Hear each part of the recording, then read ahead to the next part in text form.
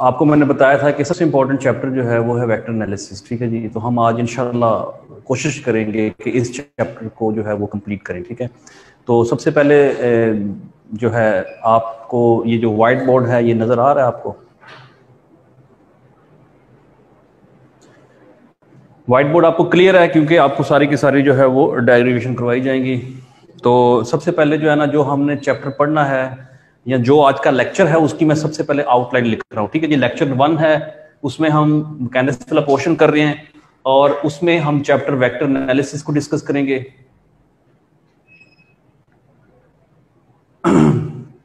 चलें जी, तो ये आउटलाइन में पहले लिख लेता हूँ, फिर उसके बाद आपको मैं बताता हूँ जी। ठीक है, बेसिक ऑफ वेक्टर्स।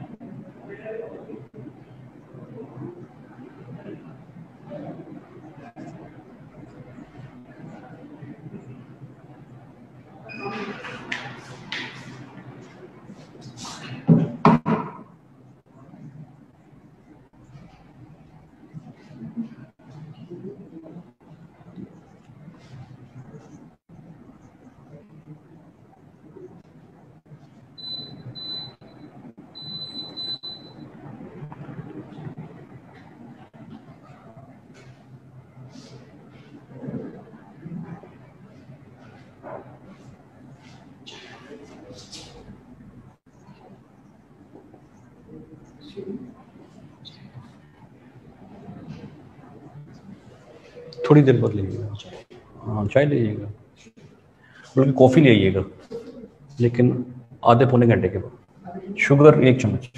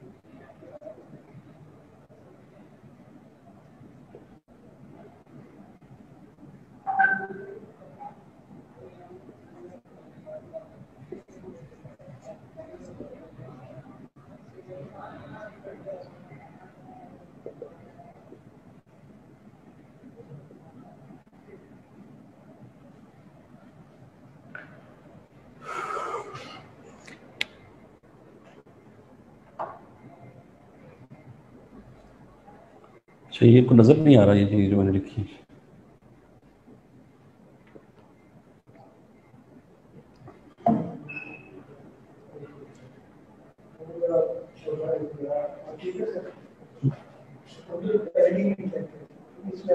हाँ, उसमें अब नज़र आ रहा है जी आप लोगों को सारा?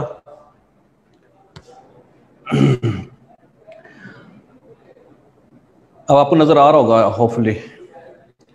अच्छा जी, ये हमारे पास चैप्टर 1 जो हम स्टार्ट कर रहे हैं उसकी आउटलाइन है। इसमें कुछ चीज़ें जो हैं वो आपको ऑलरेडी जो है वो नॉन है, आपने ऑलरेडी जो है वो किसी न किसी लेवल पे जो है वो पढ़ा होगा। जूम थोड़ा सा ज़्यादा कर दें।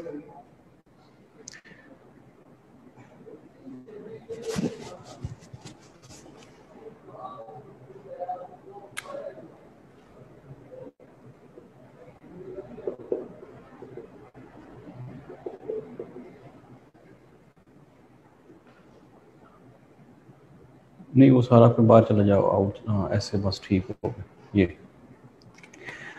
अच्छा, ये कुछ टॉपिक हैं जो बड़े इंपॉर्टेंट हैं, इनको हम डिस्कस करेंगे। सबसे पहले तो मैं स्टार्ट करूंगा बेसिक ऑफ वेक्टर, क्योंकि ये बिल्कुल इनिशियल लेवल पे है। ऑलरेडी आपको ये पता होगा, आपको हैंडआउट्स भी मिल जाएंगे, आप इनकी बेसिक प्रॉपर्टी जो है वो डिस्कस कर सकते हैं। ठीक है जी, क्योंकि आपको पता है कि जो फिजिकल क्वांटिटीज हैं उसको हम दो ग्रुप में डिवाइड कर लेते हैं। एक होती हैं स्केलर क्वांटिटीज और एक होती है वेक्टर्स। स्केलर ऐसी होती हैं जिनको रिप्रेजेंट करने के लिए सिर्फ मैग्नीट्यूड की और प्रॉपर यूनिट की जरूरत पड़ती है, जबकि इसके कंपैरेटिव अगर हम वेक्टर की बात करते हैं तो वेक्टर ऐसी क्वांटिटीज हैं जिसको एक्सप्रेस करने के लिए मैग्नीट्यूड के साथ साथ जो है वो डायरेक्शन की भी जरूरत पड़ती है। ठीक है जी, तो क्योंकि हम इस पर कंसर्न करेंगे अबाउट द वेक्टर्स, तो आपको पता है स्केलर से बिल्कुल डिफरेंट होता है वेक्टर्स। वेक्टर की एडिशन जो है, वेक्टर की सब्ट्रैक्शन जो है, वेक्टर को रिप्रेजेंट करना, ये सारे के सारे जो है वो स्केलर से इंटायरली डिफरेंट होता है। तो ये बिल्कुल इसकी जो बेसिक प्रॉपर्टीज हैं वो आप इसको देख लीजिएगा। But we have to start from the product of vector से स्टार्ट करेंगे। और प्रोडक्ट ऑफ वेक्टर में भी आपको पता है कि वेक्टर्स को जब हम दूसरे वेक्टर के साथ मल्टीप्लाई करते हैं तो उसको हमको बोलते हैं प्रोडक्ट ऑफ वेक्टर। अब वेक्टर्स की प्रोडक्ट जो है वो दो तरह की होती है, एक होती है स्केलर प्रोडक्ट और दूसरी होती है वेक्टर प्रोडक्ट। और स्केलर प्रोडक्ट क्या होती है ये भी मैं आपको नहीं करवाऊंगा, क्योंकि ये भी आपने ऑलरेडी इंटर लेवल तक किया हुआ है। ठीक है जी, मैं स्टार्ट करूंगा जो आपका पेपर के पॉइंट ऑफ व्यू से है वो यहां से ऑनवर्ड सिलेबस बनता है, लेकिन क्योंकि वेक्टर को स्टार्ट करने से पहले थोड़ा सा होना चाहिए। क्यों जी, मैं यहीं से स्टार्ट करूं ना स्केलर ट्रिपल प्रोडक्ट से, क्योंकि वेक्टर्स प्रोडक्ट्स और बेसिक वेक्टर्स की प्रॉपर्टीज के बारे में तो आपको पता है। वैसे आपको हैंड आउट्स भी मिल जाएंगे, आप जस्ट एक दफा रीडिंग करेंगे तो आप सारी की सारी चीज जो है उसको समझ लेंगे जी। आप मुझे जरा इस पे स्क्रीन के ऊपर एक मैसेज लिख दें ताकि मुझे पता चले कि आप मतलब कर लेंगे ये वाली जो बेसिक चीजें हैं।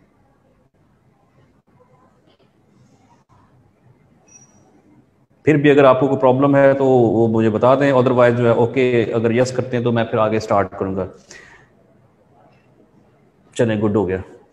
तो इसका मतलब है कि वेक्टर प्रोडक्ट्स में हमारे पास का यदि स्केलर प्रोडक्ट, अगर हम दो वेक्टर्स को आपस में मल्टीप्लाई करते हैं तो उसका जो रिजल्ट है वो एक स्केलर क्वांटिटी आए तो उसको हम बोलते हैं स्केलर प्रोडक्ट। लेकिन अगर हम दो वेक्टर्स को आपस में मल्टीप्लाई करें और उसका रिजल्ट जो है वो एक वेक्टर क्वांटिटी आए तो इसे हम वेक्टर प्रोडक्ट बोलते हैं। अब स्केलर प्रोडक्ट की बहुत सारी एग्जांपल्स हैं, इसी तरीके से वेक्टर प्रोडक्ट की बहुत सारी एग्जांपल है, जैसे कि हमारे पास वर्क जो है वो एक स्केलर क्वांटिटी है, जबकि ये मल्टीप्लीकेशन है टू वेक्टर्स की, फोर्स और डिस्प्लेसमेंट, क्योंकि दोनों वेक्टर हैं और जब हम इनकी प्रोडक्ट लेते हैं तो इसका जो रिजल्ट है, इसका जो आंसर है वो हमें एक स्केलर क्वांटिटी मिलती है। ठीक है जी, इसके अलावा इसी तरीके से पावर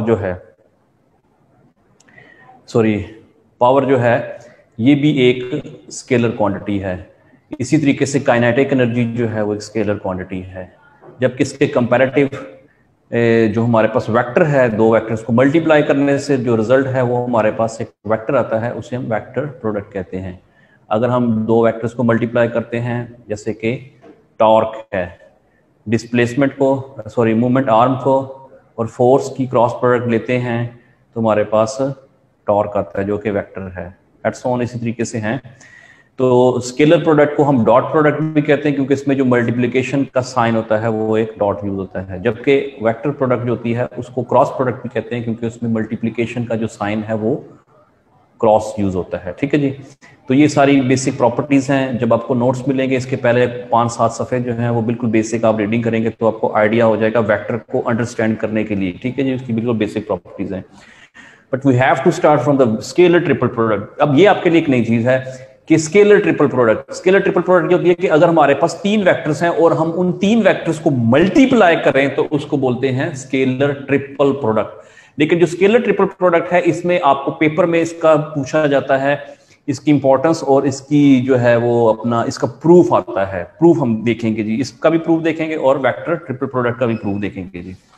तो हम स्टार्ट करते हैं जी वेक्टर ट्रिपल प्रोडक्ट से।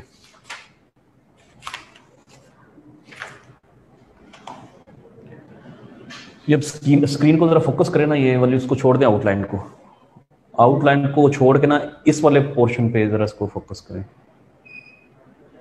नहीं, उसको छोड़ दें, हम ये वाला छोड़ दें, यहां से लेके ना यहां तक इसको फोकस करें ताकि मैं ये करूँ।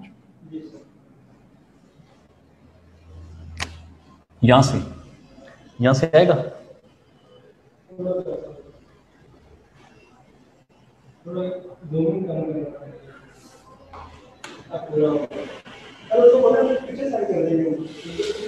नहीं मैथमेटिकल है, मेरे को समझ नहीं आई, फिर मैं करवा रहा हूँ। मैं कह रहा हूँ कि इसको रहने दें, इससे इधर करें, ये हमें नहीं चाहिए, ये वाला जो मैंने लिखा ना इसको नहीं चाहिए, इससे इधर लेके आए।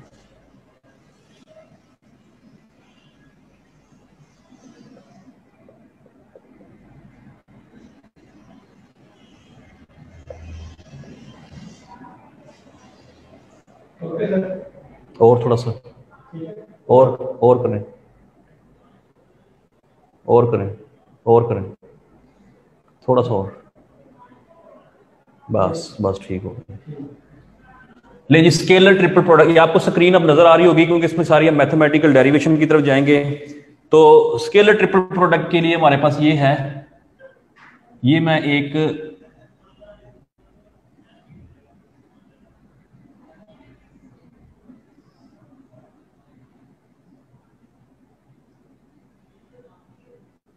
ये पैरेललोग्राम बना रहा हूं मैं। आपको नोट्स मिल जाएंगे बट आपको अंडरस्टैंड होना चाहिए जो मैं करवा रहा हूं, ये पॉइंट्स आपके के लिए जरूरी है कि पॉइंट्स को आपने अंडरस्टैंड करना है। ये नोट्स तो आपको मिल जाएंगे।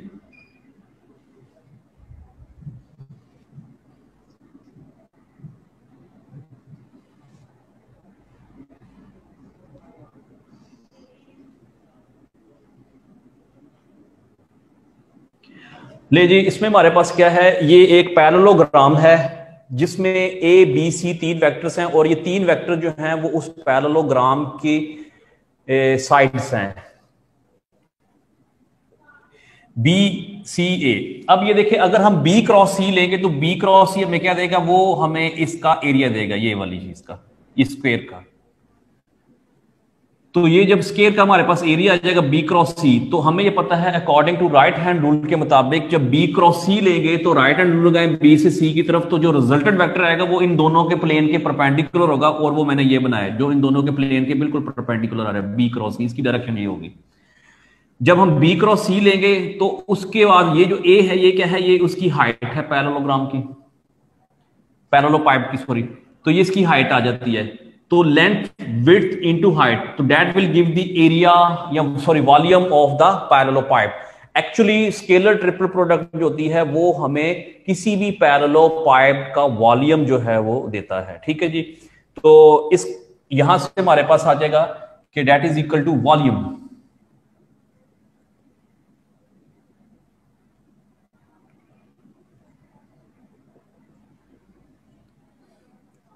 V, और ये किसके बराबर है, that is equal to A dot B cross C। तो ये हमारे पास वॉल्यूम आ जाता है पैरेलल पाइप का, और इसी को हम इस तरह भी लिख सकते हैं that is equal to V, और ये हमारे पास आ जाता है A dot B cross C is equal to B dot C cross A into C dot is equal to C dot A cross B।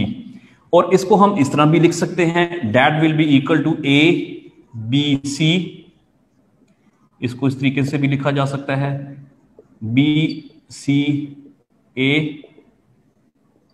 C A and B, या फिर हम इसको इस तरह भी लिख सकते हैं कि ये वॉल्यूम जो है ये किसकी इक्वल है, A X A Y A Z b x B Y B Z C x C Y C Z. ये नजर आ रहा नीचे भी, इसको स्क्रीन को बड़ा करें, नहीं नजर आ रहा, और ऊपर करें, और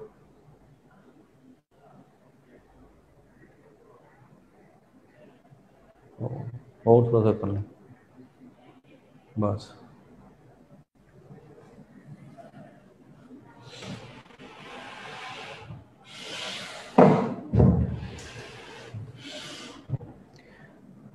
और इसको हम लिख सकते हैं that is equal to b x B Y B Z, C x C Y C Z, A x A Y A z is equal to c x C Y C Z, A x A Y A Z, B x B Y B Z.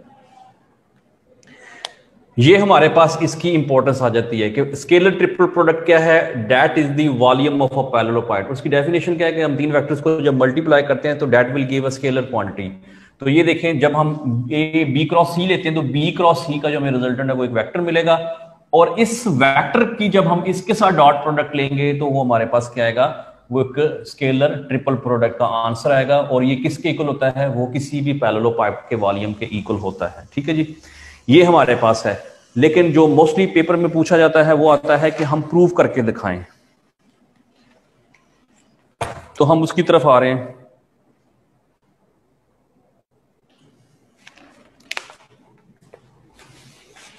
ऐसे ना कर लूँ, आप इसकी snapshot लें, उनको भेज दें ताकि उनके सामने पड़ा हो, तो फिर नहीं भी होगा तो ऐसे कर लें। ये दो दो पेजेस की भेजते जाए ना।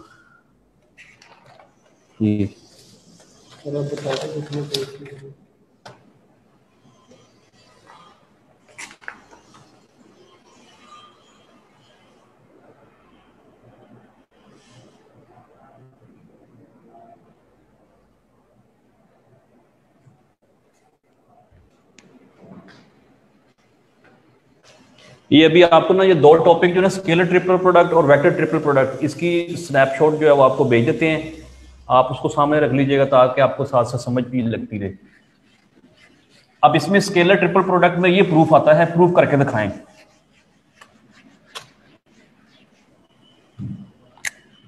Prove that a dot b cross c is equal to b dot C cross a is equal to c dot A cross b. ये आता है ये प्रूफ। अगर हमने इसको प्रूफ करना है तो वी आर टेकिंग लेट कर लेते हैं जी, हम इसकी सोल्यूशन की बात करते हैं। हम लेट कर लेते हैं कि हमारे पास जो एक वेक्टर ए है, इसके रेक्टेंगुलर कंपोनेंट्स कौन से हैं, ए x i plus a y j plus a z के। जो हमारे पास बी वेक्टर है वो कौन सा है, B x i plus B Y j plus B Z के।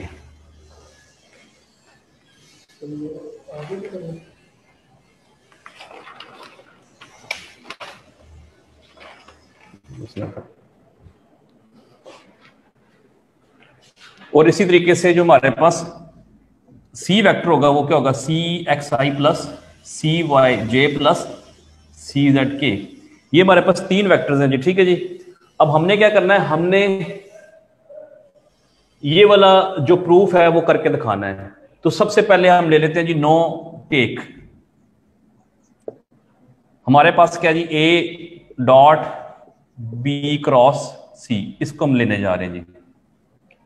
अब ए वेक्टर जो है इसके कंपोनेंट्स क्या हैं, ए x i plus a y j plus a z के, ये आ जाएगा। डॉट बी क्रॉस सी जो है, जब बी क्रॉस सी को हमने एवेल्युएट करना है तो इसको एवेल्युएट करने के लिए हम यूज करते हैं डिटर्मिनेंट। तो डिटर्मिनेंट में हमारे पास क्या आएगा, आई जे के। पहली रो में वो जो हमारे पास यूनिट वेक्टर हैं वो आ जाते हैं। दूसरी रो में हमारे पास आ जाएंगे बी के कॉफिशिएंट, यानी कि b x B Y B Z. और तीसरी रो में आ जाएंगे सी एक्स सी वाई सी जेड। ठीक हो गया जी। तो यहां से a x i plus a y j plus a z के डॉट, इसको एवेल्युएट कर लेते हैं, एक्सपैंड कर लेते हैं बाय R1। R1 के लिहाज से एक्सपैंड करते हैं तो हमारे पास क्या आ जाएगा जी, आई कैप इनटू ये वाला कॉलम गया, ये वाली रो गई, तो ये मल्टीप्लाई होकर क्या आ जाएगा, बी वाई सी जेड माइनस, तो ये आ जाएगा B Z C Y minus J ये वाला कॉलम का ये वाली रो गई तो ये आ जाएगा B x C Z minus B Z C X. उसके बाद आ जाएगा जी प्लस के कैप, ये वाला कॉलम गया ये वाली रो गई तो ये आ जाएगा बी एक्स सी Y minus B Y into C X. ले जी, ये आ गया हमारे पास। अब हमें ये बेसिक प्रॉपर्टी का पता है, स्केलर प्रोडक्ट की जो प्रॉपर्टी होती है कि जब हम दो वेक्टर्स की डॉट प्रोडक्ट लेते हैं तो उसमें क्या होता है, आई कैप वाला आई कैप वाले के साथ मल्टीप्लाई होता है, जे कैप वाला जे कैप वाले के साथ मल्टीप्लाई होगा और के कैप वाला के के साथ मल्टीप्लाई होगा। तो जब हम इसको लिखेंगे तो ये हमारे पास क्या आ जाएगा जी, ये आएगा हमारे पास जब डॉट प्रोडक्ट ले रहे हैं आई वाला और आई डॉट आई किसके बराबर होता है, 1 के बराबर होता है। तो ये हमारे पास आ जाएगा A x B Y C Z minus B Z C Y और जे वाला जब जे वाले के साथ मल्टीप्लाई होगा 1 हो जाएगा तो यहां पे आएगा A Y B x C Z minus B Z C x और प्लस के डॉट के क्या हो जाएगा फिर 1 तो यहां पे आ जाएगा A Z B x C Y minus B Y into C X. ये आ गया जी, ये यानी कि आई जे के आई डॉट आई 1 के डॉट के 1 और अपना जे डॉट जे क्या होगा 1 हो जाएगा। तो ये हमारे पास आ गया। अगर हम इसको थोड़ा सा देखें, ये वाला जो स्टेप देखें तो इसमें जो डिटर्मिनेंट था इसको जब हमने एक्सपैंड किया तो हमारे पास ये वाली फॉर्म आ गई। तो अगर दोबारा हम इसको इसमें इस फॉर्म को दोबारा डिटर्मिनेंट में लिखेंगे तो ये आ जाएगा। लेकिन अगर आप देखें तो आई कैप यहां पे था, अब आई कैप की जगह पे यहां पे क्या आ गया ए एक्स, जे यहां पे था तो जे कैप की जगह पे क्या आ गया ए वाई, के यहां पर था तो के कैप की जगह पे क्या आ गया ए जेड।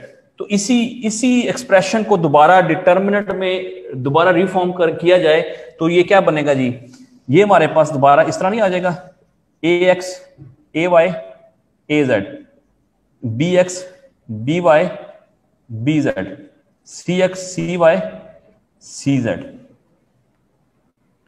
बल्कि यहां पे आपको नजर नहीं आ रहा होगा, मैं ऊपर करके लिखता हूं। यानी कि ये हमारे पास जो था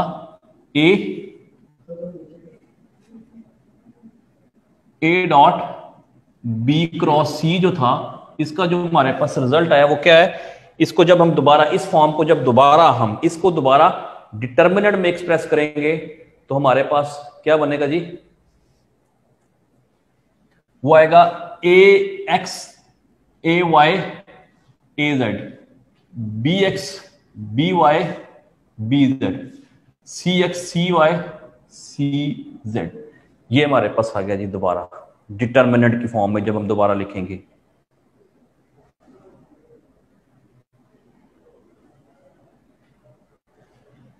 अच्छा जी, इसका मतलब है ए डॉट बी क्रॉस सी को हमने इस तरह डिटर्मिनेंट की फॉर्म में जो है एक्सप्रेस कर लिया है। इसको हम रखते हैं जी इक्वेशन नंबर 1। ये हमारे पास आ जाती है इक्वेशन नंबर 1। ठीक है जी, मैं क्या करता हूं, हम इसको जो है वो रिप्लेस कर देते हैं, इन दो रोज को रिप्लेस कर देते हैं जी। No interchange R1 and R2। जब दो रोज इंटरचेंज की जाए तो नेगेटिव साइन आ जाता है, ये बी एक्स ऊपर चला जाएगा, बी वाई बी जेड नीचे क्या आ जाएगा A x A Y A Z नीचे क्या आ जाएगा सी एक्स सी वाई सी जेड। ये हमारे पास आ गया। अब दोबारा इंटरचेंज कर लेते हैं again, interchange R2 and R3। जब दोबारा इंटरचेंज किया जाएगा तो माइनस माइनस का हो जाएगा प्लस, तो यहां से क्या बन जाएगा ए एक्स सॉरी R2 और R3 को किया है तो B x B Y B Z. ये आ जाएगा जी C x C Y C Z A x A Y A Z. ये आ गया।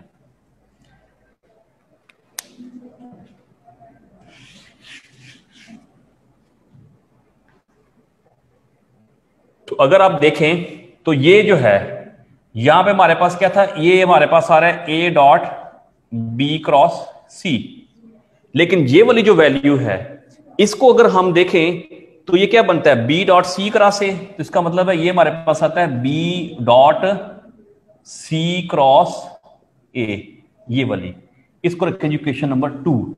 इसका मतलब है a dot b cross c जो है वो हमने किसके बराबर लगा लिया, b dot C cross a के। तो अगेन वी टेक, दोबारा अगर हम लें, इधर से मैं अरेज करने लगा,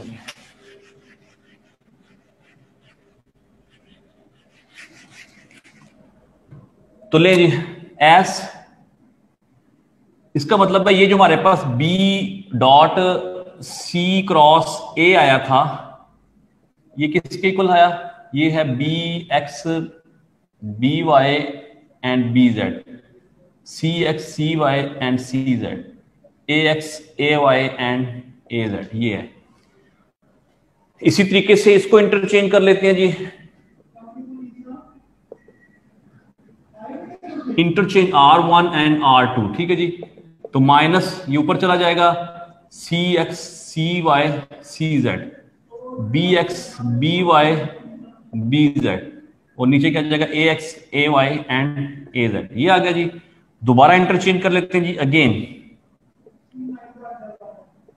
इंटरचेंज R2 एंड R3, तो माइनस माइनस प्लस हो जाएगा, तो ये हमारे पास आ जाएगा सी एक्स सी वाई सी जेड, ए एक्स ए वाई ए Z, B x B Y B Z, और ये किसके इक्वल आएगा, सी डॉट ए क्रॉस बी के इक्वल आ जाएगा। ये हमने निकाला था बी डॉट सी क्रॉस ए, तो इसका मतलब है ये क्वेश्चन नंबर 3 आ जाएगा। तो अगर हम क्वेश्चन नंबर 1, 2 और 3 से देखें तो वो हमारे पास प्रूफ हो जाता है कि a dot b cross c जो है वो बराबर है b dot C cross a के, और b dot C cross a जो है वो इक्वल है सी डॉट ए क्रॉस बी के। तो ये हमारे पास प्रूफ बनता है स्केलर ट्रिपल प्रोडक्ट का।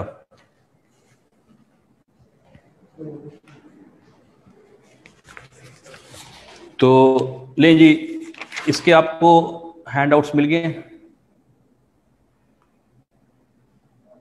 इसमें इंटरचेंज इसलिए किया क्योंकि हमने वो पर्टिकुलर जो अपना रिलेशन है उसको हमने फाइंड आउट करना है, तो उसको फाइंड आउट करने के लिए इंटरचेंज किया, तो वो डिटर्मिनेंट जो है अगेन दोबारा उसी फॉर्म में आ जाता है, तो इसीलिए किया जी, ठीक है जी। तो ये अगर आप एग्जाम्स पिछले आउट जो हैं पास पेपर्स को देखें तो उसमें जस्ट इससे न्यूमेरिकल अक्सर आया हुआ है कि एक पैरेलल पाइप का वॉल्यूम निकालें, जो 3 वेक्टर दिए हुए हैं, या फिर इस तरह पूछा जाता है कि ये प्रूव करके दिखाएं, और जस्ट इसकी डेफिनेशन पूछी जाती है। नेक्स्ट है जी ट्रिपल प्रोडक्ट। ट्रिपल प्रोडक्ट का भी प्रूफ है इसी तरीके से, आपको ऑलरेडी जो है भेज दी ना इनको, तो वो आपको जो है वो इसके प्रूफ जो है इसकी स्नैपशॉट जो है वो ऑलरेडी आपको सेंड कर दिए, ताकि आप नोट करने की बजाय जो है उसको देखें तो आपको समझ आती जाए कि कौन कौन से स्टेप्स हैं। एक्चुअली तो ये मैथमेटिकल सारा पोर्शन है, इसमें सिर्फ आपने स्टेप्स को मेमोराइज करना है और कुछ भी नहीं है। तो नेक्स्ट आ जाता है जी वेक्टर ट्रिपल प्रोडक्ट।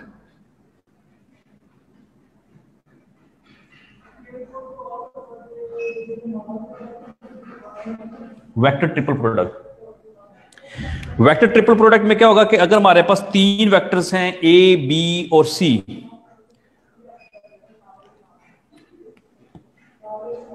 तो किसी भी डायमेंशनल कोऑर्डिनेट सिस्टम में इनकी जो प्रोडक्ट है तो उसको वेक्टर ट्रिपल प्रोडक्ट कहते हैं। जैसे कि ए बी सी को हम लिख सकते हैं ए क्रॉस बी क्रॉस सी, लेकिन इसमें जो इंपॉर्टेंट चीज है वो ये प्रूफ आता है।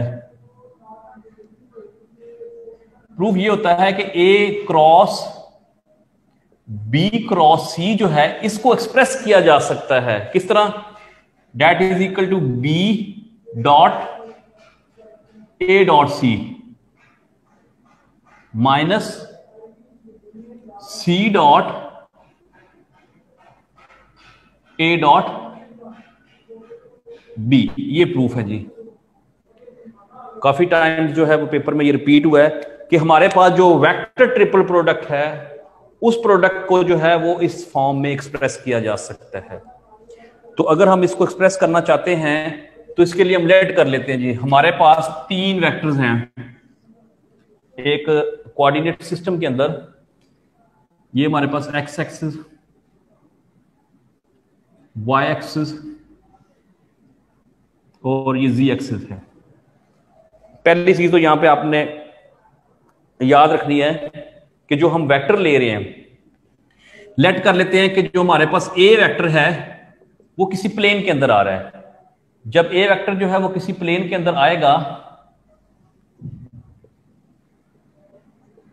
तो उसके जो कोऑर्डिनेट्स हैं वो क्या होंगे, ए एक्स आई, ए वाई जे, ए जेड के, क्योंकि ये प्लेन के अंदर आ रहा है। सपोज करें जी ये हमारे पास ए वेक्टर है जो कि किसी प्लेन के अंदर आ रहा है, प्लेन में है, इसमें तीनों डायमेंशन इन्वॉल्व है। जो हमारे पास बी वेक्टर है वो अलोंग एक्स एक्सिस है। अगर बी वेक्टर जो है वो अलोंग एक्स एक्सिस है तो इसके कोऑर्डिनेट्स क्या होंगे, बी एक्स आई, सिर्फ एक्स कोऑर्डिनेट होगा।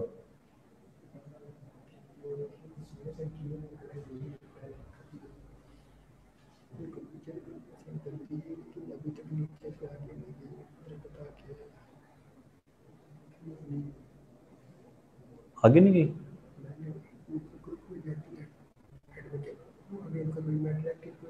अच्छा चले उनको क्या देना।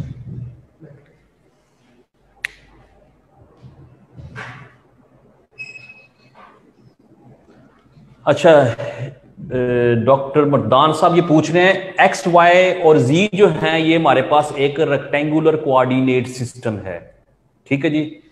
एक्स एक्सिस, वाई एक्सिस, जी एक्सिस, ये रेक्टेंगुलर कोऑर्डिनेट सिस्टम है जो कि 3 डायमेंशनल हमारे पास कोऑर्डिनेट सिस्टम है। तो हम इसमें 3 वेक्टर जो है एक्सप्रेस कर रहे हैं, जिसमें पहला वेक्टर ए जो है वो प्लेन के अंदर आ रहा है। जब वो प्लेन के अंदर होगा तो इसमें तीनों कोऑर्डिनेट्स होंगे, एक्स भी, वाई भी और जी भी, तो वो मैंने लिख दिए तीनों। जबकि जो दूसरा वेक्टर बी है उसको हमने लेट किया है, वो अलोंग एक्स एक्सिस है। जब वो अलोंग एक्स एक्सिस होगा तो इसमें सिर्फ और सिर्फ एक ही कंपोनेंट आएगा जो कि हॉरिजॉन्टल डायरेक्शन में होगा। और आई जे के जो होते हैं वो यूनिट वेक्टर होते हैं जो कि रिप्रेजेंट करते हैं डायरेक्शन, क्योंकि वेक्टर्स के लिए 2 चीजें हैं, मैग्नीट्यूड और डायरेक्शन। ए एक्स जो है वो वेक्टर का मैग्नीट्यूड है, लेकिन आई कैप जो है वो उसकी डायरेक्शन है अलोंग एक्स एक्सिस। इसी तरीके से ए वाई मैग्नीट्यूड है, जे डायरेक्शन है, ए जेड उसकी मैग्नीट्यूड है, के कैप डायरेक्शन है। तो बी वेक्टर का जो है वो एक ही कंपोनेंट्स है क्योंकि वो अलोंग एक्स एक्सिस है। जबकि जो सी वेक्टर होगा उसके 2 कोऑर्डिनेट्स हैं क्योंकि वो प्लेन के अंदर आ रहा है, एक्स वाई प्लेन के अंदर। जो प्लेन होता है वो 2 डायमेंशनल होता है। जब वो 2 डायमेंशनल होगा तो इसके कंपोनेंट्स हैं वो क्या होंगे, सी X i plus C Y जे। यानी कि ये चीज आपको याद रखनी पड़ेगी। अपने इस प्रूफ को सिंपलीफाई करने के लिए हमने क्या किया है, हमने इसके जो वेक्टर्स हैं, ए इज इन स्पेस, जी जी, ए स्पेस के अंदर है, स्पेस के अंदर उसके तीनों कंपोनेंट्स आ जाते हैं। बी अलोंग एक्स एक्सिस है और सी जो है वो प्लेन के अंदर आ रहा है। जी कौन सा पॉइंट कह रहे हैं आप, रिपीट करूं मैं? फरीहा समन,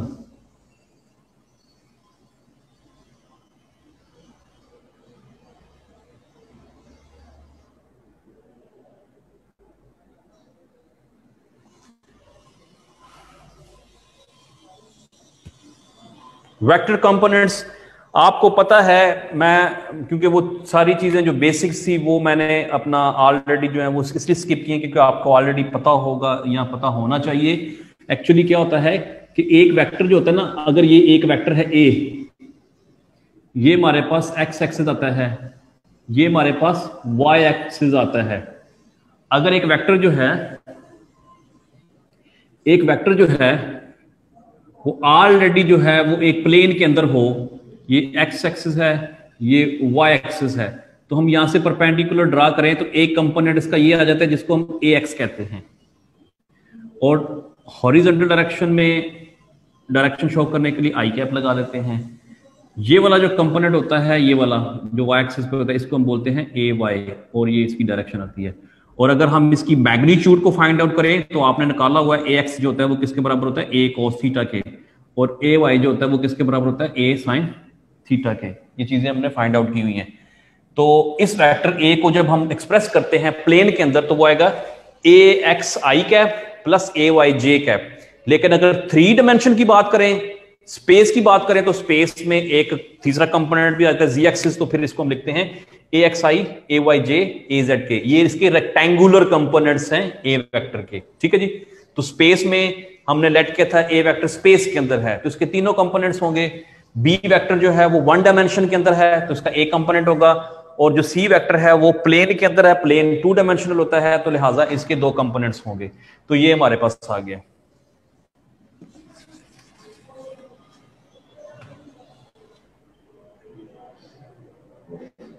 हम क्योंकि इसको जब प्रूफ करने जा रहे हैं तो इसीलिए हमने अपनी सिंपलिसिटी के लिए इस तरह किया है ताकि हमारी जो कैलकुलेशन है वो सिंपल हो जाए।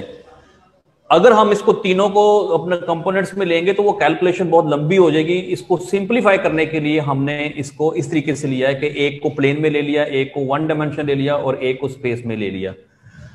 अब हमारे पास ये वाली जो लेफ्ट हैंड साइड है इसको हमने इस राइट हैंड साइड के बराबर करना है, तो that is very simple, just we are taking left hand side, no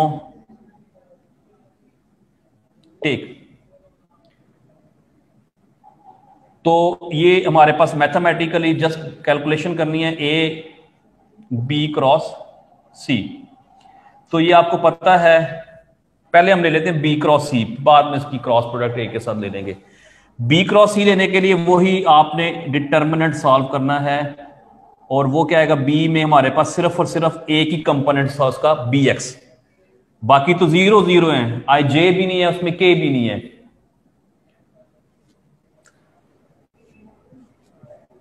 बड़ी कर दे स्क्रीन।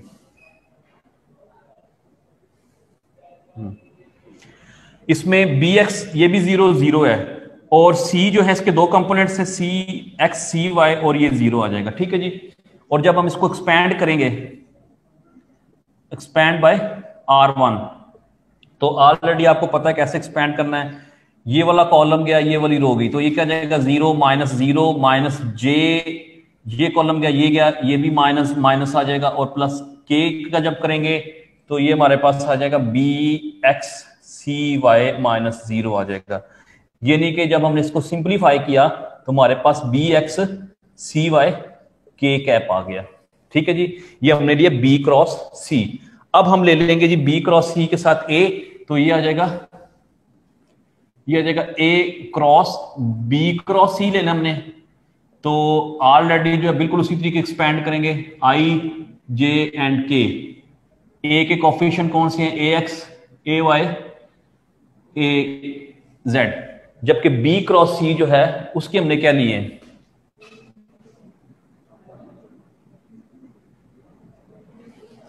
जो बी क्रॉस सी है उसके क्या है, वो हमारे पास सिर्फ एक ही है के वाला, बाकी तो 0 0 है, तो लिहाजा ये भी 0 हो जाएगा, ये भी 0 हो जाएगा, और यहां पे क्या आ जाएगा बी एक्स सी वाई। इसको एक्सपैंड करेंगे तो क्या आ जाएगा, आई ये कॉलम गया, ये रो गई, तो ये आ जाएगा ए वाई बी एक्स सी वाई माइनस 0, माइनस जे लेंगे, ये कॉलम गया, ये रो गई, तो ये आ जाएगा A x B x C Y minus 0, और प्लस के का जब लेंगे तो क्या आ जाएगा, वो आ जाएगा जी आपके पास 0 माइनस 0। ठीक हो गया जी। तो यहां से हमारे पास क्या बचता है, ये आ जाता है I cap A Y B x C Y, और माइनस जे कैप ए एक्स बी एक्स सी वाई। ले जी, ये हमारे पास सिंप्लीफाई हो जाता है। लेकिन यहां पर हम क्या करते हैं, हमने क्योंकि इस को प्रूफ करना है कि ये इसके इक्वल होना चाहिए, तो यहां पे हम क्या कर लेते हैं, ऐड कर लेते हैं जी, नो ऐड एंड सब्ट्रैक्ट। एक टर्म ऐड और सब्ट्रैक्ट कर लेते हैं, वो कौन सी है, ए x B x C X I cap. ये वाली टर्म ऐड भी कर लेते हैं, सब्ट्रैक्ट भी करेंगे तो कोई फर्क नहीं पड़ेगा इस एक्सप्रेशन के ऊपर। तो ये हम यहां पे लिख लेते हैं जी, I cap A Y B x C Y plus A x B x C X I cap, और माइनस ये वाली आ जाएगी माइनस जे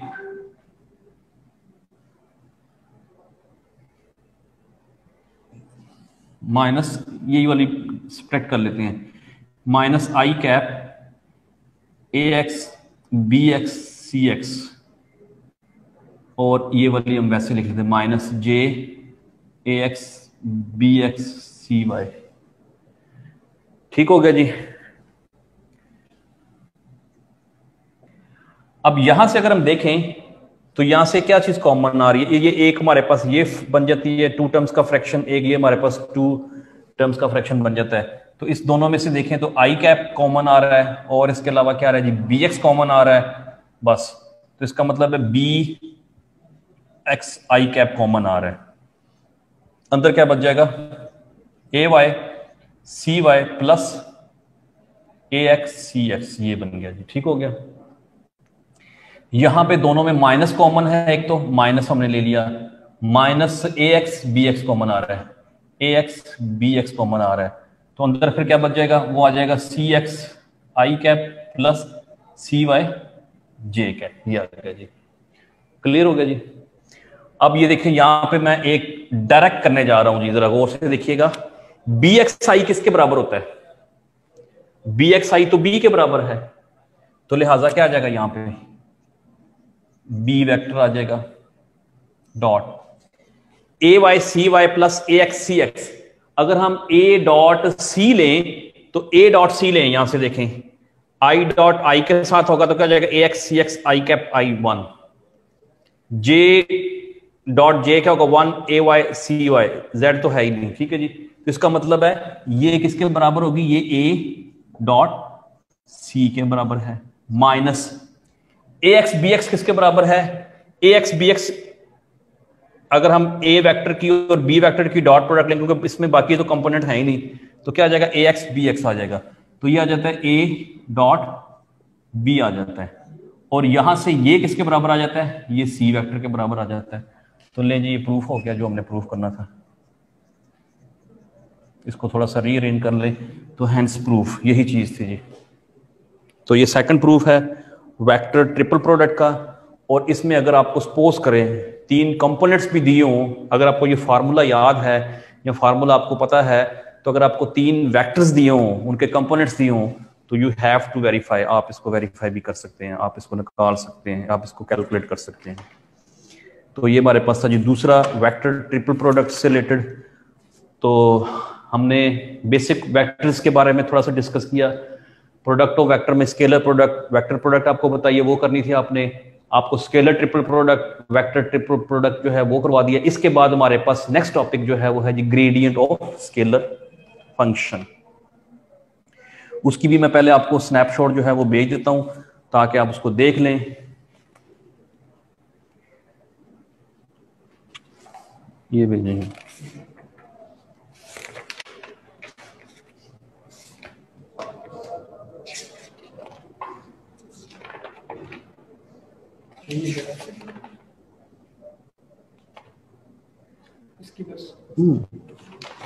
एक दो तीन चार पाँच छः, फटाफट करें था आगे, फिर यहाँ तक कर दूँ।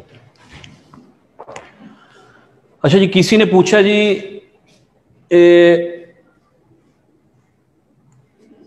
आपको जो है वो बोर्ड पिक्चर के अलावा जो है वो मैं आपको नोट्सों से जो है वो सारा वो भेज रहा हूँ। ये वाले दोनों टॉपिक जो हैं स्केलर ट्रिपल प्रोडक्ट और वेक्टर ट्रिपल प्रोडक्ट, मिल गई इनको कि नहीं?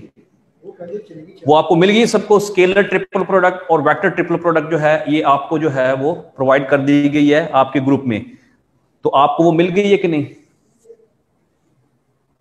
वो कह रहे नहीं मिली, चलें वो दोबारा भी कर देते हैं, मिल जाएगी आपको।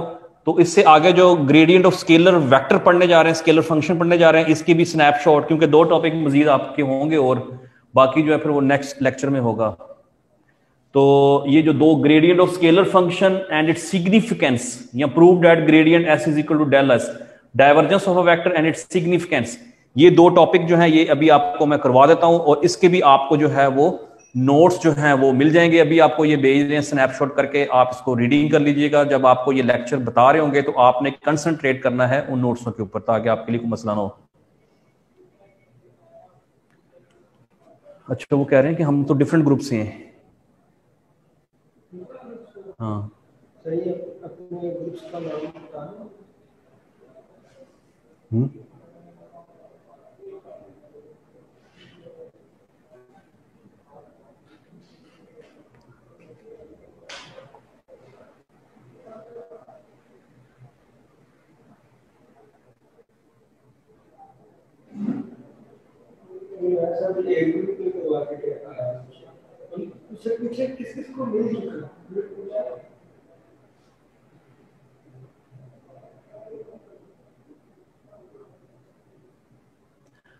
अच्छा, ये जो नोट्सों के बारे में आपका कर लेते हैं जी, डिस्कस क्या करना है आपके।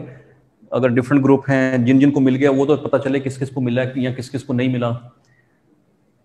बाकी जो है दूसरा जो कह रहे हैं इसके बारे में, आप जो कह रहे हैं कि हम एक एक वेक्टर एक एक्सिस पे ले लें, आप इसको तीनों को अपना वेक्टर्स ले सकते हैं, तीनों वेक्टर ले सकते हैं, लेकिन ये कि फिर वो कैलकुलेशन बड़ी लंबी हो जाएगी। तो हमने कैलकुलेशन को सिंप्लीफाई करने के लिए ये दिया है कि भी एक को प्लेन में ले लिया, एक को अपना स्पेस में ले लिया, इस तरीके से किया है। अगर जिसको नहीं मिला ना वो अपना जो है ना वो यहाँ पे बता दे, ताकि उसको जो है वो नोट्स जो है वो प्रोवाइड कर दिए जाएं, क्योंकि अगला जो है बड़ा इंपॉर्टेंट है ये दोनों टॉपिक। इसमें सबसे पहले तो मैं आपको ग्रेडियंट, स्केलर, इसका अपना सिग्निफिकेंस के बारे में डिस्कस करता हूँ, फिर हम इसको मैथमेटिकली जो है वो प्रूव करते हैं। अब जो मैं बात करूंगा उसको जरा गौर से सुनिएगा, क्योंकि जो सिग्निफिकेंस है वो नोट्स में अवेलेबल नहीं है, उसको आपने खुद से एक्सप्रेस कर लेना, या आपको किसी जगह से अगर मिलता है इसका तो वो थोड़ा सा बता दिएगा, क्योंकि सिग्निफिकेंस जो है वो सिर्फ 2-3 नंबर का पूछा जाता है। और सिग्निफिकेंस का मतलब यह है कि जो आप जो कर रहे हैं। इवनिंग 3 बैच को नहीं मिला जी, वो लिखा हुआ है, और एक 4 मॉर्निंग ग्रुप है उसको नहीं मिला, एक 4 मॉर्निंग बैच को नहीं मिला, ये बताया उन्होंने। ये भी आपको बता देते हैं जी कैसे आपको रिसीव होंगे।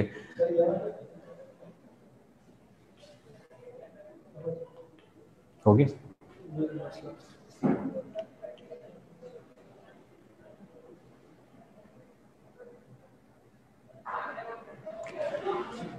अच्छा जी, जरा गौर से मेरी बात सुनिएगा, ये जो मैं डिस्कस करूंगा दैट इज इंपॉर्टेंट। हम जा रहे हैं जी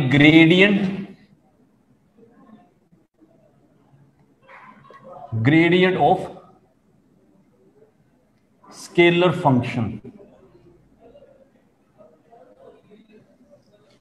या फिर हम प्रूव करने लगे हैं, प्रूव दैट ग्रेडियंट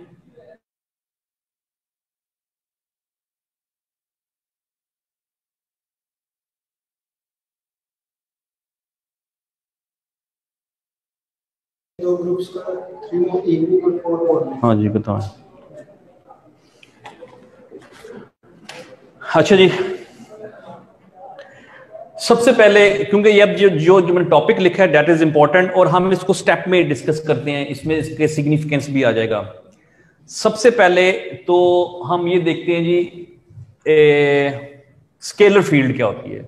आपको पता है स्केलर ऐसी क्वांटिटी होती है जिसको एक्सप्रेस करने के लिए सिर्फ और सिर्फ मैग्नीट्यूड की जरूरत होती है, और वेक्टर ऐसी क्वांटिटी होती है जिसको एक्सप्रेस करने के लिए मैग्नीट्यूड के साथ डायरेक्शन भी चाहिए। क्लियर है जी? अब इसके बाद आ जाता है जी स्केलर फील्ड। फिर कौन सी होगी? स्केलर फील्ड ऐसी फील्ड होगी जो कि किसी स्केलर क्वांटिटी की वजह से होती है। किसी स्केलर की वजह से जो फील्ड होती है उसको हम स्केलर फील्ड बोलेंगे। फॉर एग्जाम्पल कौन सी फील्ड होगी जो स्केलर फील्ड होगी? टेम्परेचर क्या है जी? टेम्परेचर स्केलर है, तो टेम्परेचर स्केलर है तो टेम्परेचर जो है वो किसी सराउंडिंग रीजन में हो तो डैट उस टेम्परेचर की वजह से जो उसके सराउंडिंग में जो फील्ड है, टेम्परेचर की जो फील्ड है वो क्या होगी? एक स्केलर फील्ड होगी। एक चीज। दूसरा ये है कि फॉर एग्जाम्पल अगर हम इलेक्ट्रिक पोटेंशियल की बात करते हैं, अगर हमारे पास एक रीजन में इलेक्ट्रिक पोटेंशियल जो है वो है, तो electric potential is a scalar quantity, तो इसका मतलब है उस इलेक्ट्रिक पोटेंशियल की जो फील्ड है वो क्या होगी? वो स्केलर फील्ड होगी। तो यहां से हमें पता चलता है the field due to a scalar quantity is called scalar field. Clear हो गया जी? ये तो हमारे पास आ गया। और इसी तरीके से अगर हम वेक्टर फील्ड की बात करें, सपोज करें, तो वेक्टर फील्ड कौन सी होगी? ऐसी फील्ड जो किसी वेक्टर क्वांटिटी की वजह से होती है। फॉर एग्जाम्पल जैसे हमारी अर्थ की ग्रेविटेशनल फील्ड है तो वो एक वेक्टर है, तो इसका मतलब है अर्थ की जो ग्रेविटी की फील्ड है that is a vector quantity. या एक इलेक्ट्रिक चार्ज की वजह से इलेक्ट्रिक फील्ड है तो that is a vector quantity. तो इलेक्ट्रिक चार्ज की वजह से जो फील्ड है वो क्या है, वो electric field is a vector quantity, तो लिहाजा वो हमारे पास एक वेक्टर है। मैग्नेटिक फील्ड की बात करते हैं, अगर हमारे पास मैग्नेट पड़ा हुआ तो उस मैग्नेट की वजह से उसके सराउंडिंग में जो फील्ड है मैग्नेट है की वजह से, तो दैट इज मैग्नेटिक फील्ड, तो magnetic field is a vector quantity. तो आई होप के यू अंडरस्टैंड दीज पॉइंट्स कि एक स्केलर वैल्यूज या एक स्केलर की वजह से जो फील्ड होगी वो एक स्केलर फील्ड को रिप्रेजेंट करेगी, अगर एक वेक्टर क्वांटिटी की वजह से जो फील्ड होगी वो एक वेक्टर फील्ड को रिप्रेजेंट करती है। अब ये एक चीज तो क्लियर होगी। दूसरा आ जाता है जी स्केलर फंक्शन या वेक्टर फंक्शन की बात करते हैं। फॉर एग्जांपल मैं कहता हूं कि ये हमारे पास पूरे रीजन के अंदर, ये एक मैंने रीजन बना लिया है, इस रीजन के अंदर हमारे पास स्केलर फील्ड है, लेकिन हर पॉइंट पर जो इसकी फील्ड की वैल्यू है वो चेंज है। सपोज करें अगर आपने यहां पर सोर्स रखा हुआ है, इलेक्ट्रिक पोटेंशियल का सोर्स रखा है या एक टेम्परेचर का सोर्स रखा हुआ है, एक हीटर रखा हुआ है, तो ऑब्वियसली इसके नजदीक जो है वो टेम्परेचर ज्यादा होगा और इससे अवे जब हम जाएंगे तो वो टेम्परेचर की वैल्यू क्या होती जाएगी, कम होती जाएगी। तो ये जो हमारे पास एक टेम्परेचर की जो फील्ड है that is a scalar field and it's value varies from the distance, distance के साथ साथ इसकी वैल्यू जो है वो वेरी करती जा रही है। ठीक हो गया जी। अब बिल्कुल आप ये सही कह रहे हैं जी उमर साहब कि ये नॉन यूनिफॉर्म फील्ड होगी। दूसरी चीज ये है कि हम यहां पे डिफाइन करना चाह रहे हैं फंक्शन क्या होता है। स्केलर फंक्शन ये होगा कि इस पूरी फील्ड के अंदर किसी पर्टिकुलर पॉइंट पर जो उसके फंक्शन या फील्ड की जो वैल्यू होती है that is called scalar function. Scalar function क्या होगा, the value of the field at a particular point, किसी पर्टिकुलर पॉइंट पर उस फील्ड के अंदर उसकी जो वैल्यू होती है उसको हम स्केलर फंक्शन से रिप्रेजेंट करते हैं। किसी फील्ड के अंदर किसी पर्टिकुलर पॉइंट पर उसकी जो वैल्यू होती है that will define by the scalar function, किसी स्केलर फंक्शन से डिफाइन करते हैं। मैंने स्केलर फंक्शन भी आपको बता दिया, स्केलर फील्ड भी बता दिया है, आपको वेक्टर फील्ड भी बता दिया। ठीक है जी। स्केलर फील्ड अक्सर आता है what is the significance of scalar field, तो स्केलर फील्ड के यही सिग्निफिकेंस है, ऐसी फील्ड जो किसी स्केलर क्वांटिटी की वजह से होती है उसको हम स्केलर फील्ड कहते हैं। आप इसकी एग्जांपल बता सकते हैं, टेम्परेचर की फील्ड जो होती है, एक इलेक्ट्रिक पोटेंशियल की फील्ड जो होती है। ठीक है जी। उसके बाद ये है कि ये जो फील्ड की वैल्यू दैट इज वेरीज, और किसी पर्टिकुलर पॉइंट पर जो उसकी वैल्यू होती है उसको हम फंक्शन से रिप्रेजेंट करते हैं। क्लियर है जी।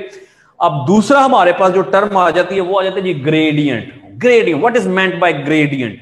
ग्रेडियंट क्या होता है जी? ग्रेडियंट ये होता है कि ग्रेडियंट हम इस तरह डिफाइन करते हैं, आपको मैं मिसाल देता हूं जी।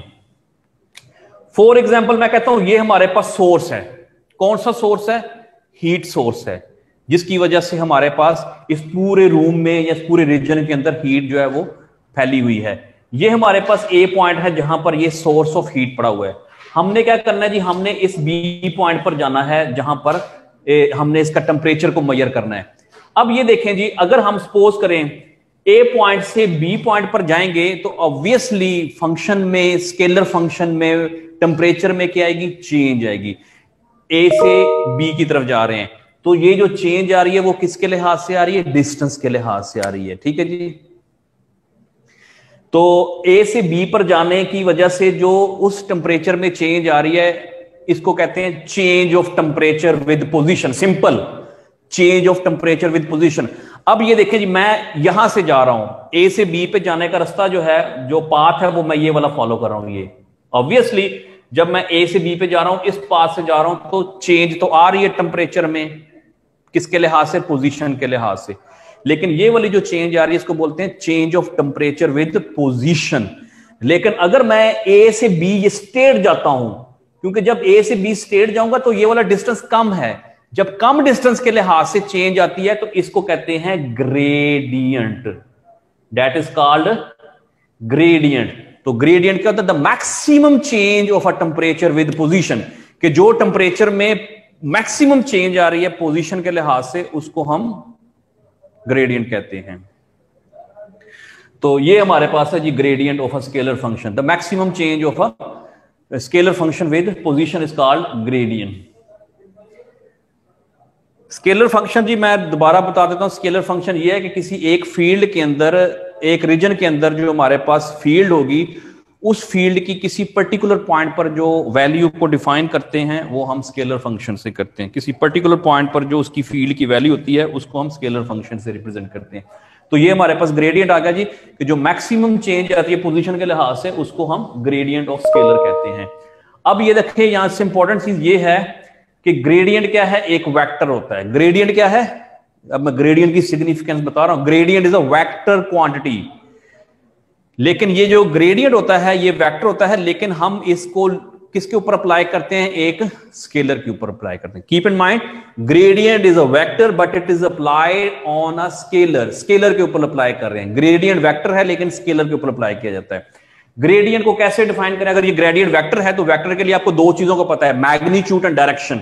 और ये हमने ऑलरेडी बता दिया कि ग्रेडियंट किसको रिप्रेजेंट करता है, maximum change of a scalar function with position.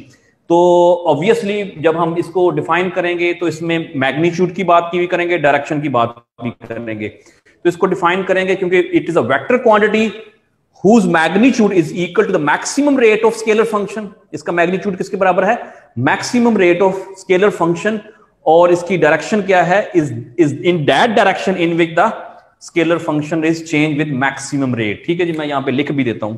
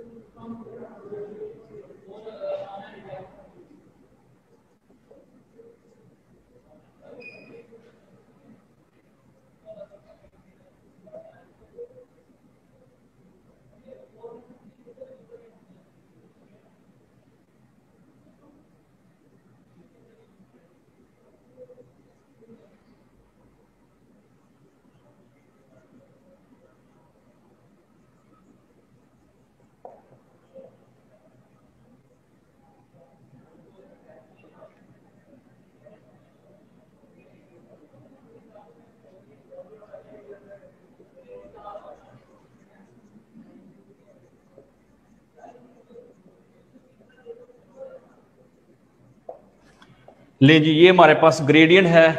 Gradient को डिफाइन कैसे करेंगे, the maximum rate of increase of scalar function. ठीक है जी, तो अभी आपको बात भी की है कि वेक्टर क्वांटिटी है उसका मैग्नीट्यूड किसके बराबर हो, maximum rate of scalar function. जितना ज्यादा उस स्केलर फंक्शन में मैक्सिमम रेट आता है, और उसकी डायरेक्शन वो वाली होगी जिस डायरेक्शन में उसमें स्केलर फंक्शन में मैक्सिमम चेंज आती है। ठीक है जी, तो हम इसको एक्सप्रेस करते हैं, प्रूव करते हैं।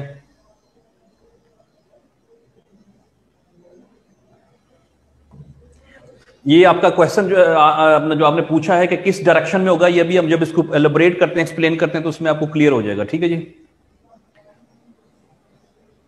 ग्रेडियंट स्लोप भी होती है, लेकिन यहां पे हम ग्रेडियंट को डिफाइन करते हैं कि जो हमारे पास एक ये ऑपरेटर है और ये ऑपरेटर स्केलर के ऊपर अप्लाई किया जा रहा है, उसकी बात कर रहे हैं।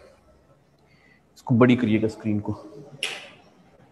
अभी ये मैं आपको एक्सप्लेन करता हूँ, ये टॉपिक जो है इसको जरा अंडरस्टैंड कीजिएगा, फिर बाद में हम इससे रिलेटेड जो है पूछते हैं क्वेश्चन भी आपसे, आपके मैं आंसर भी दूंगा। इसकी एक्सप्लेनेशन की बात करते हैं जी हम।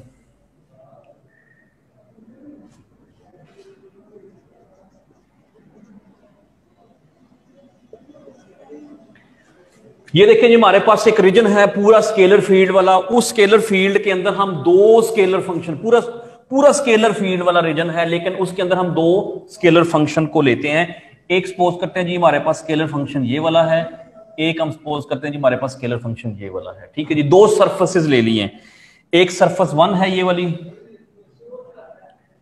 और ये हमारे पास सरफेस कौन सी है, ये 2 है। इस सरफेस 1 के अंदर जो हमारे पास स्केलर फंक्शन की वैल्यू है वो क्या है, s, और यहां पर जो स्केलर फंक्शन की वैल्यू है वो है s प्लस ds, यानी कि ये सोर्स के करीब है, इसमें इतनी चेंज आ रही है, ds की चेंज आ रही है। इस सरफेस से सरफेस पे जाएंगे तो कितनी चेंज आ रही है, ds आ रही है।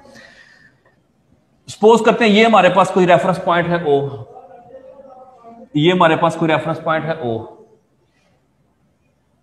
थोड़ा सा नीचे करेंगे आप, और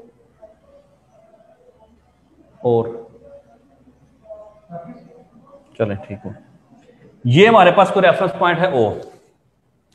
इस स्केलर फंक्शन इस सरफेस एस के अंदर हमने एक पॉइंट ले लिया है ए और यहां पर हमने एक पॉइंट ले लिया है बी। इस रेफरेंस से इसका जो डिस्टेंस है उसको हम कह लेते हैं, वो क्या है हमारे पास, सपोज करें जी आर है पोजीशन वेक्टर।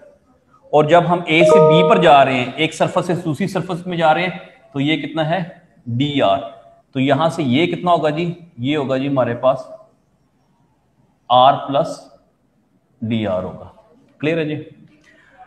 यहां पे हम ले लेते हैं, इसका मतलब है जब ए से बी पे जा रहे हैं तो ये चेंज आ रही है जी, डी आर डिस्टेंस है और स्केलर फंक्शन में चेंज कितनी आ रही है, डी एस आ रही है। तो यहां पर अगर हम पॉइंट कंसीडर करते से जो बिल्कुल नॉर्मल है, जो कम फासले पर है, तो ये एंगल बनता है थीटा। ये नॉर्मल वाला पॉइंट होगा एन। तो अगर हम फिगर से देखें, एस फ्रॉम फिगर वी है कुछ पॉइंट जो हमने लिए, हमें पता है कि ए से बी की तरफ जाएंगे तो ये डी आर के बराबर होता है, और जो मैक्सिमम डिस्टेंस होगा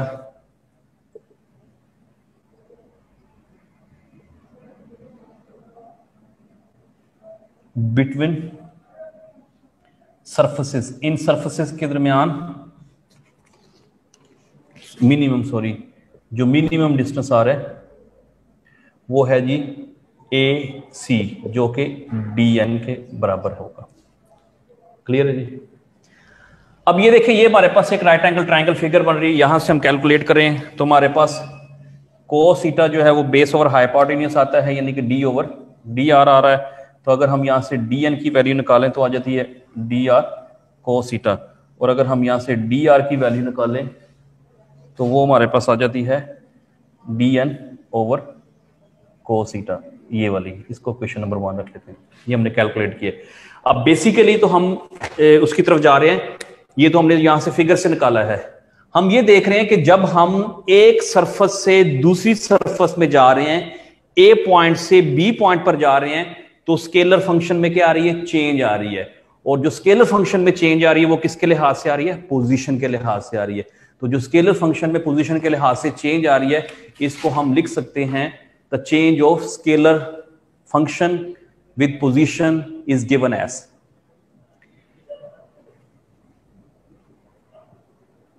बोर्ड खोलिएगा जरा, हाँ इसको फिर रेज करना पड़ेगा।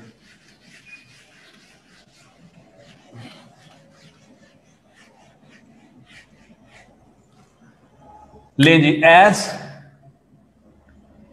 The increase in scalar function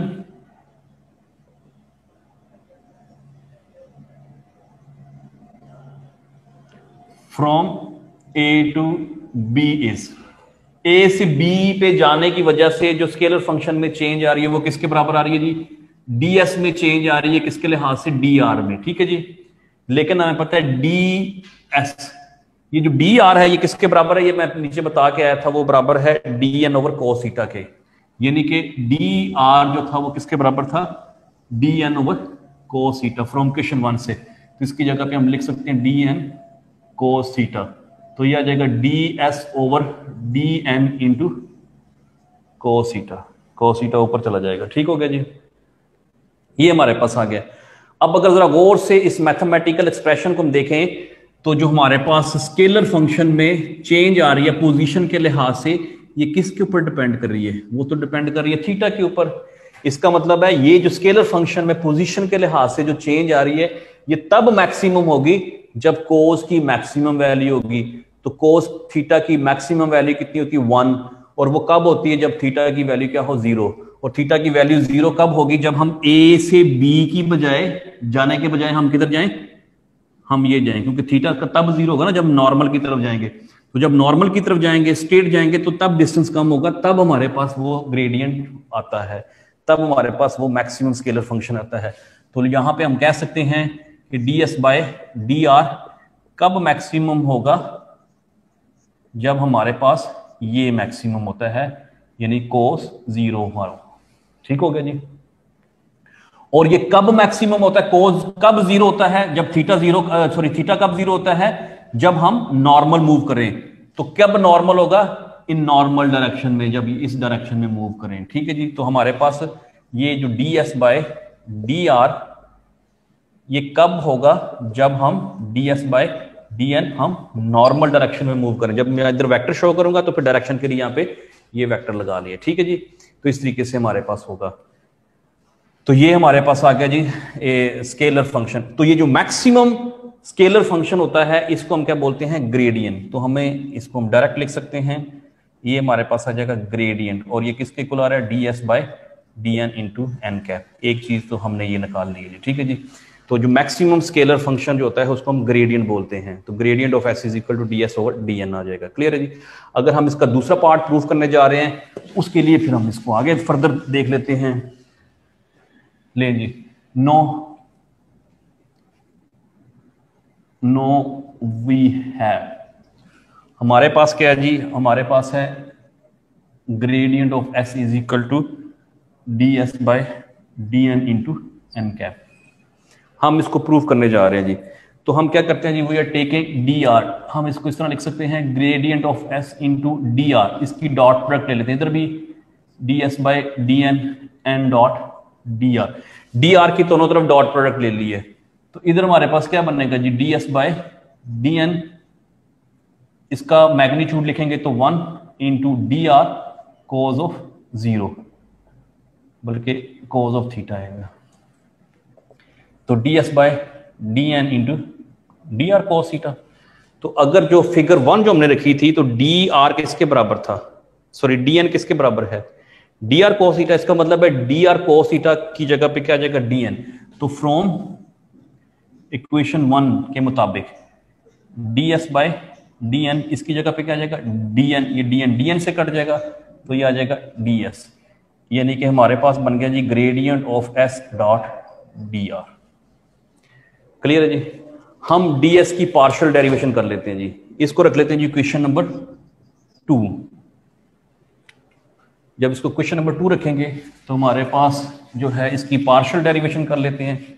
तो वो क्या आएगी जी हमारे पास, एस वी हैव, ये जो ds है इसकी जो पार्शियल डेरिवेशन होती है वो क्या होती है, इन रेक्टेंगुलर कोऑर्डिनेट्स के अंदर वो होती है partial s by partial x into dx, और इसी तरीके से partial s by partial y into dy, partial s by partial z into dz। ये पार्शियल डेरिवेशन है इसकी ds की। इस चीज को मैं लिख सकता हूं ऐसे, partial s by partial x i cap, partial s by partial y j cap, partial s by partial z k cap, और डॉट लिख लूं मैं dxi plus dyj plus dz k, क्योंकि जब दोबारा डॉट प्रोडक्ट लेंगे i वाले के साथ ये आ जाएगा, j वाले के साथ मल्टीप्लाई होकर ये आ जाएगा, k वाले के साथ मल्टीप्लाई होकर ये आ जाएगा। ठीक है जी। ये जो हमारे पास dxi plus dyj plus dzk जो है ये आता है drk। ठीक है जी। वो कैसे आता है यहां पे मैं आपको बताता हूं। r वेक्टर जो होता है वो किसके बराबर होता है, arcsi plus yj plus zk। जब इसकी डेरिवेशन करें तो dr किसके बराबर आ जाएगा, dxi plus dyj plus dzk। तो इसका मतलब है dr इसके बराबर आ जाता है। तो वही मैंने यहां पे लिखा है। यहां से s कॉमन आ जाएगा तो partial by partial xi, partial by partial yj, partial by partial zk, s ये आ गया और डॉट ये आ गया जी dr। ये हमने लिया जी ds की। इस ds की वैल्यू जो है वो क्वेश्चन नंबर 2 में पुट कर दें जी, पुट इन इक्वेशन 2। तो यहां से आ जाएगा gradient of s dot dr is equal to, बल्कि इसको एक स्टेप और कर लेते हैं कि ये जो हमारे पार्शियल बाय पार्शियल xi जो होता है plus partial by partial yj plus partial by partial z, इसको कहते हैं ग्रेडियंट ऑपरेटर। तो ये आ जाएगा जी डेल s डॉट dr, ये आ जाता है। अब इसको पुट कर देते हैं, पुट इन इक्वेशन 2। जब उसमें पुट करेंगे तो आ जाएगा gradient of s dot dr is equal to del s dot dr। Same vector जो ये कट जाएंगे तो यहां से आ जाएगा gradient of s is equal to del s। तो that is the proof of gradient of, यानी ग्रेडियंट ऑफ स्केलर फंक्शन जो है इसको अगर ऑपरेटर की फॉर्म में लिखे तो वो कहते हैं डेल इंटू एस आ जाता है। क्लियर है जी?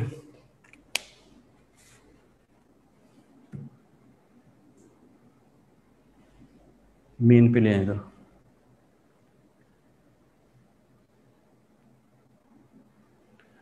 अच्छा जी, इसमें आप बताएं जी, जो हमने ये जो किया है अपना ग्रेडियंट ऑफ स्केलर फंक्शन, इसमें कोई अब प्रॉब्लम है तो आप मुझसे पूछ सकते हैं जी। तो इसमें अब ये देखें, पेपर में अगर क्वेश्चन यहां से बनता है ना, थोड़ी सी इसमें मॉडिफिकेशन हो सकती है, थोड़ी सी चेंज हो सकती है। वो ये पूछा जा सकता है इसकी सिग्निफिकेंस क्या है, या आपको डायरेक्ट ये प्रूफ पूछ दिया जाए। है तो सारा मैथमेटिकल है, इसमें अगर थोड़ी बहुत जो थ्योरी होगी वो सिर्फ आपके कंसेप्ट हैं जो आपको मैंने डिस्कस किए हैं, तो उससे रिलेटेड ही होगा। बाकी जो इसकी तकरीबन हाफ चैप्टर हुआ है, तो अभी इसमें 3 टॉपिक रहते हैं, बल्कि 4 टॉपिक रहते हैं। डाइवर्जेंस ऑफ वेक्टर रहता है, कर्ल ऑफ वेक्टर रहता है, और फिर आगे इसकी गाउस डाइवर्जेंस और स्टोक्स थ्योरम, ये दो प्रूफ हैं। तो ये तकरीबन कोई 3-4 टॉपिक अभी रहते हैं। तो ये 4 टॉपिक जो इंशाल्लाह अगले लेक्चर में होंगे। असल में प्रॉब्लम ये हो रही है कि स्क्रीन छोटी है, और ये जो आपकी इसमें जो स्क्रीन इसमें जो हमने इसको किया हुआ है, कंपैक्ट किया हुआ है, उसकी वजह से ये पीछे से रेज करना पड़ता है। अदरवाइज तो मैं आपको करवा के और ये आपको जो है इसकी स्नैपशॉट बोर्ड की भी भेज सकता हूं। ऑपरेटर जो होता है वो एक्चुअली क्या होता है कि जो मैथमेटिकल मैकेनिक्स के अंदर जो कैलकुलेशन होती है उसको जब सिंप्लीफाई करना होता है तो तब हम उसको मैकेनिक्स में, या जो क्वांटम मैकेनिक्स आती है उसमें हम ऑपरेटर की फॉर्म में लिखते हैं।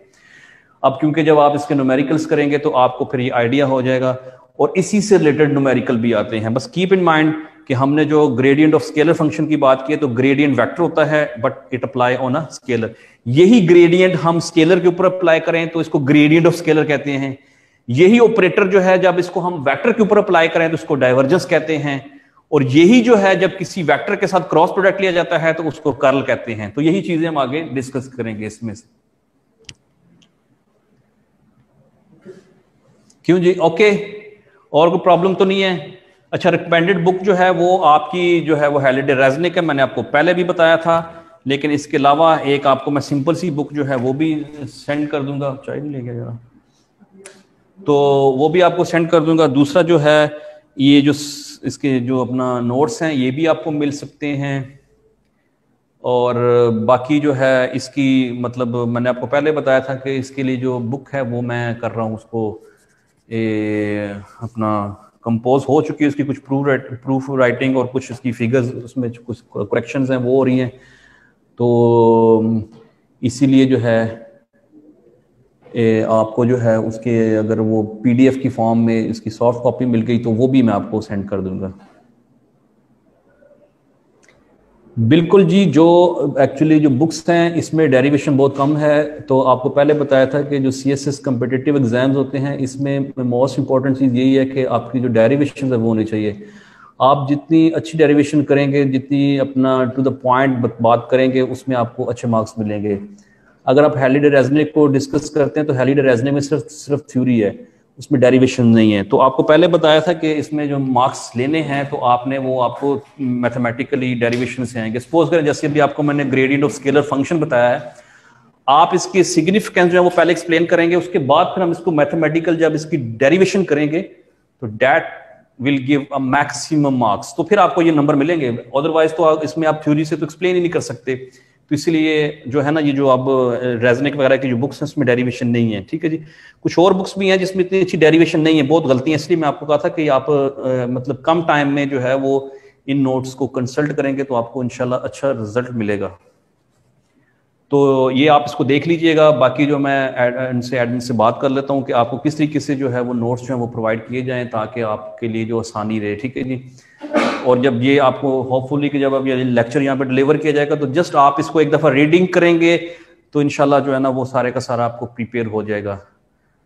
तो अब जब नेक्स्ट क्लास होगी तो थोड़ा सा इसको हम पहले भी पढ़ लीजिएगा, तो फिर इसमें थोड़ा सा डिस्कस करने के बाद जो है ना वो बाकी रिमेनिंग जो पोर्शन है उसको हम डिस्कस करेंगे। ठीक है जी, तो अल्लाह ताला आपका हामी नासर हो जी। अल्लाह हाफिज़।